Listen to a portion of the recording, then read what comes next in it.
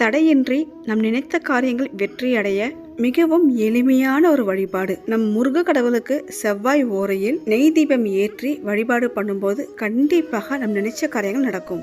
6 வெற்றிலை காம்பு கிள்ளி எடுத்துக்கணும். நல்லா கழுவிட்டு மஞ்சள் குங்குமம் இட்டு மயில் தோகை போல் பித்தளை தாம்பால் தட்டில் அடுக்கி வச்சிடணும். சின்னதாக ஒரு அகல் விளக்கு எடுத்துக்கோங்க. சந்தனம் ஃபுல்லாக தடவிட்டு மஞ்சள் குங்குமம் வச்சு வெற்றிலைக்கு நடுமத்தியில் அகல் விளக்கு வைத்து நெய் ஊற்றி பஞ்சுத்திரி போட்டு 6 வெற்றிலைக்கான காம்பு கிள்ளணும் இல்லையா, அந்த காம்பையும் அதிலேயே போட்டு நெய் தீபம் ஏற்றி மனமுருகி வேண்டும் போது நினைத்தது நிறைவேறும். இந்த தீபம் ஏற்றுவதற்கு சிறப்பான கிழமை நேரம் பார்த்தீங்கன்னா செவ்வாய் கிழமையில் வருகின்ற செவ்வாய் ஓரையில் ஏற்றுவது மிகவும் சிறப்பானது.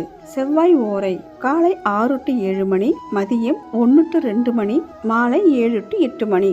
முருகருக்கு செவ்வாய் ஓரையில் நைவேத்தியம் செய்து நெய் தீபம் ஏற்றி வழிபாடு பண்ணும்போது வேண்டிய வரம் கிடைக்கும்.